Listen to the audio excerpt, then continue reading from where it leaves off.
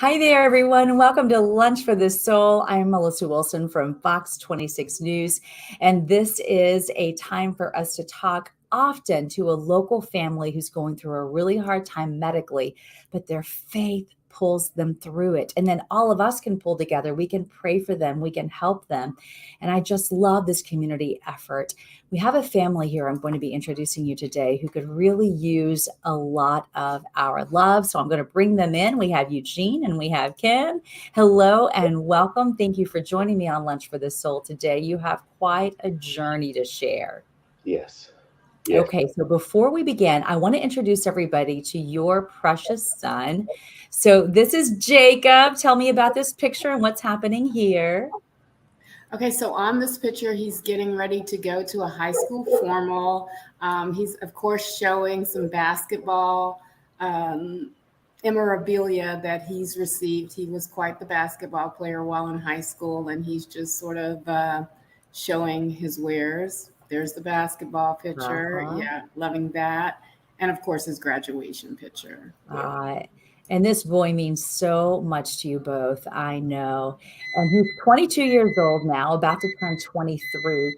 Eugene, tell us what happened just a few months ago in January when your life was literally turned upside down, and his very much so. So he went to the emergency room on February 13th. He had a cold, just a regular flu, and it didn't go away, and it got worse.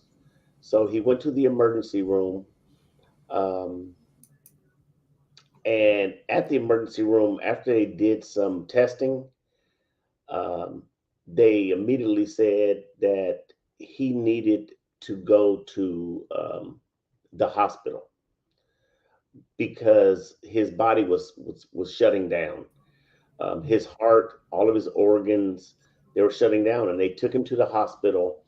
And he was there maybe a day before they put him totally under.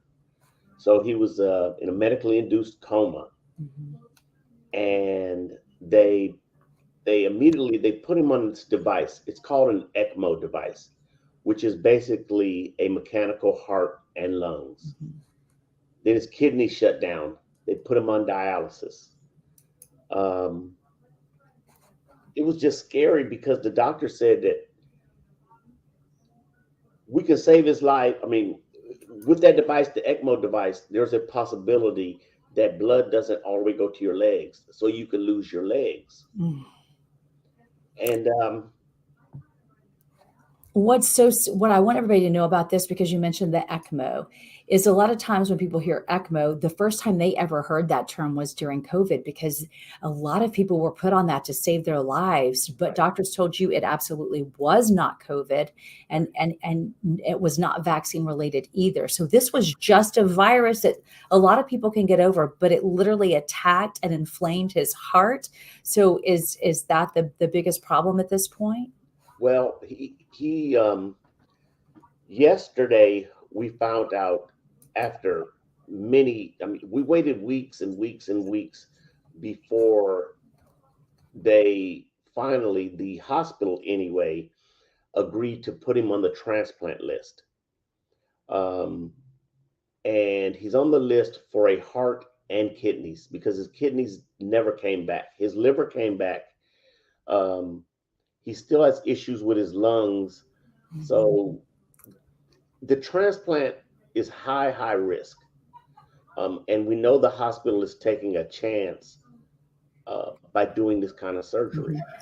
And speaking of that hospital, I want to bring you back in, his loving mom, and talk about what you all have been through. So you're in San Antonio right now. Eugene, you're home here in the Houston area. I can't imagine what this has been like juggling your lives, because your insurance in the Houston area said, nope, you're going to have to go elsewhere to cover this. And I'm sure the expenses are so insane. But How is that juggling that going? You're a lawyer, Kim, and trying to juggle being there, dealing with your life heater. How are you doing it all? It's really honestly by the grace of God. I mean, and it's truly been a juggle because we're essentially maintaining dual residences.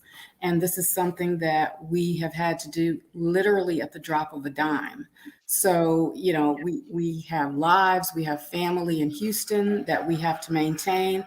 Yet here's Jacob in San Antonio, and we now know that he will be in San Antonio for the duration, particularly since when the transplant takes place, it will be here, and he will be here for some undeterminate time thereafter.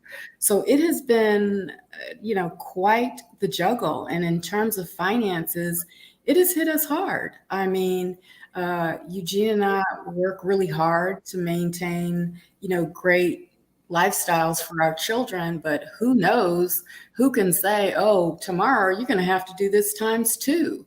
And that's what's happened. And we've done it, but we've done it with the help of dear friends and family, and honestly, strangers that we don't know who have been contributing to Jacob's GoFundMe, which not strangers, but friends set up the GoFundMe for us. And so there have been money flowing into those accounts, but still, we're talking about literally $250,000, $250,000 face where that's what we're facing in terms of transplantation. So we're nowhere near that, but certainly we've had friends and family help. And that's what I want to make sure everybody understands who has never been through this transplant process, is that a lot of the times they ask you in the beginning that you need to raise this much money because all of the drugs and all the aftercare is so extreme. Plus now you all are having to consider getting a place in San Antonio because he's going to be needed to be followed up for a very long time. All right. I want to bring you back into this, Eugene, because of all people, you know exactly what your son is going to have to go through. Tell me more about your situation and why you know that. 8 years ago, I got liver cancer, and I transplanted. I had a liver transplant. It was hard. You know, it's a very difficult process, and I know the process, and I got called the first time I got called. It rained that night. They called me and they said, "We have a liver for you, Jane." And you get excited and you're like, "Oh, thank God, I finally made it." Because what happens is, you know, when you go through the process, it's this narrow window you have to fit in. You have to be sick, but you can't be too sick. Like with Jacob, he was too sick, and finally, you know, he got approved to be on the list. So I got called the first time. It rained that night. The organ got there, but the surgeons couldn't get there, and that liver went to waste. I got called again, and they were about to push me through the operating room, and the nurse coordinator called it off because the surgeons didn't like the liver. After I was denied the second time, I got called the next day, and they said, "Gene, you're no longer a good candidate," and they took me off the list, which was devastating because I had waited like 2.5 years. Yeah. And I had to go through more chemo, and then I finally transplanted. And then 6 months after I transplanted, I got re-diagnosed again with another form of cancer called cholangiocarcinoma. And they gave me 6 months to live. And then I went to another hospital that specializes in cancer, and I couldn't do much chemo because my platelet levels fell. So I really thought I was going to die. And it finally went through radiation, and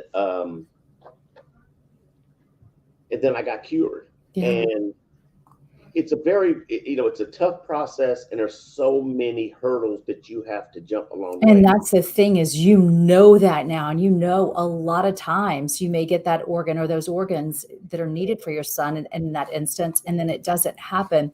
And Kim, as a mom in the middle of this all, who You've watched Jacob's dad go through this. Now you're going through it with your son. I know it has to be so overwhelming at times. How does your faith come into play to make you get out of bed in the morning and just make you go on every day and try to be a positive force to help him during this really tough time? My faith is what sustains me, to be honest with you. But for that, but for the walk of God I had at the time all of this started, I don't know that I would be here and be able to put on a, a facade of strength and courage for Jacob. I can't go in that room every day crying and broken down. I can't, no, that is of no help to him. So I've got to go in there day after day and say, hey, buddy, what's going on? And, we have videos and shows that he can watch, and we've brought in games and things to help him because he has been in this room in cardiovascular ICU for over a month now. So he's a 22-year-old. He's not used to being stationary for that amount of time, let alone being stationary and very ill. So to circle back to your initial question of how does my faith play into a part, it is the part. It is all of it. It is sustaining me and my family. And I just, keep on believing that Jacob will pull through. So that is the all of it. Well, and what I felt too is I felt his faith. I felt that he could feel the love of his mom and dad and his friends, because when I was interviewing him last night, he was just laughing, hanging out in bed with a popsicle, just being all chill. And he just seemed so positive that everything was going to happen at the right time. Do you feel that, I know he has his ups and downs, but does it help him as well? Does he pray? How does he deal with this? We do pray. We pray together. We pray for friends. There have been so many people, Melissa, who have him on prayer lists at their churches. I mean, literally people who are strangers to us have been so kind and benevolent in terms of prayer. Because honestly, there was a time about, and Eugene can tell you, about a week or so ago when the doctor said, at this point, all we can tell you to do is pray. We have done everything medically we can. He is on all life support systems that are available to him under the circumstances. Despite that, he wasn't bouncing back the way they would have liked. And the surgeon, this chief said, just pray. We're praying. We've done everything that can be done. And at this point, prayer is going to be the answer. So we are sustaining ourselves through prayer. Eugene, did you want to answer what she was just mentioning? Yes, I believe that everything in life happens for a reason, and I believe that my God is a perfect God, and I don't think it's by coincidence that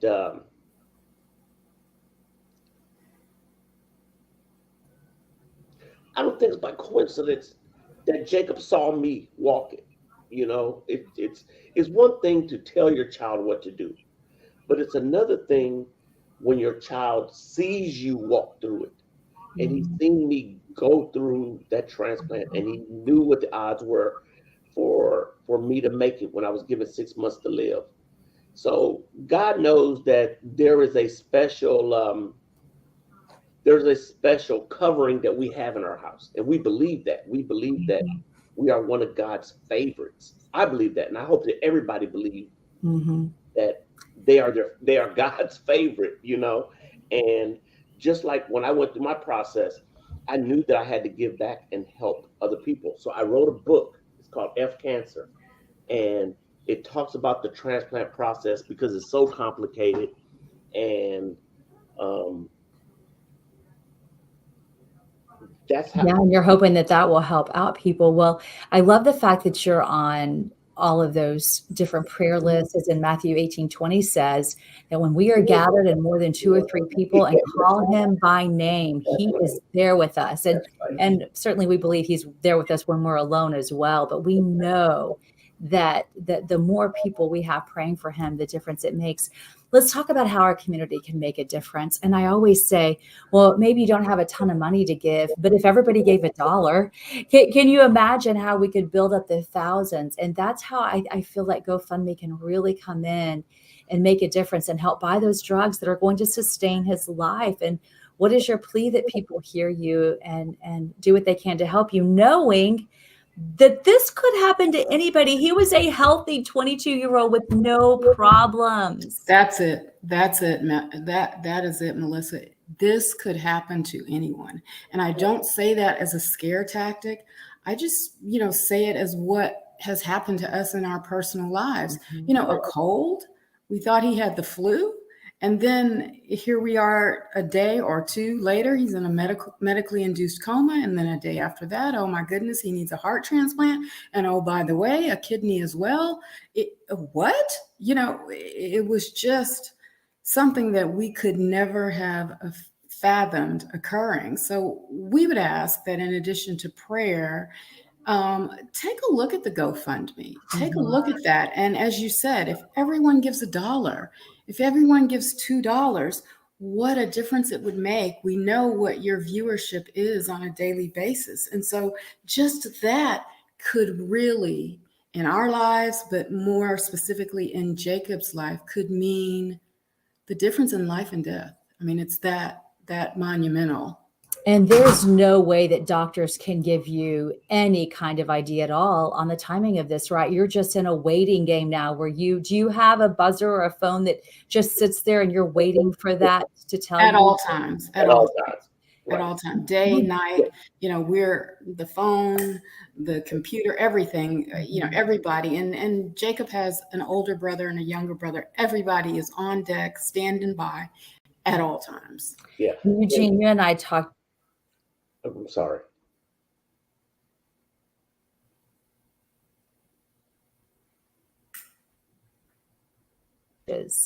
Somebody else has to perish. And I know that's got to be hard for you to. Oh, yeah. It's just tough. And that's where prayer comes in too, right? Right. Yeah, and absolutely. The emotional part, even after you transplant, you start asking God why. And I told Jacob, I said, never ask the question why. Just say thank you.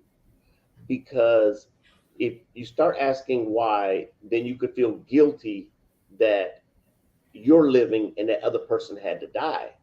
So, I've already started, talking to Jacob because, Kim and I, we go back and forth. She'll be up there a week. I go up there a week because it's hard.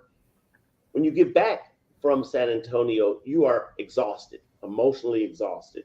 And so when I'm up there, I talk to Jacob, like even about writing the letter after the transplant, whatever that time is, to thank that family for their donation, which is the life of the person that passed so Jacob could live.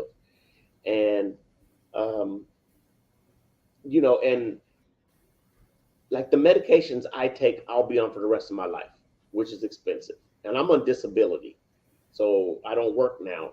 And the medication that Jacob will be on, he'll be on for the rest of his life, tacrolimus and high blood pressure. And you just have to just believe that, God will cover us. Mm-hmm. He always has, and we believe he always will. Well, I just want to tell you that we are in your corner. We are cheering you on. You've got your entire greater Houston area family, and I hope that you're able to find some ties while you're in San Antonio so you don't feel so alone when you're there. And just know that we'll do everything we can to help spread this word for you. And just God bless you. As a mom, I really can't imagine having a healthy child one day and literally the next day you don't know if he's going to survive or not. So now here is to deep prayer and positive thoughts that God's will be done and that he will be a-okay. Thank you so much. All right. Both of you take good care of yourself and keep in touch with us. Let us know how things are going. Okay. Absolutely. Thank you so much, Melissa.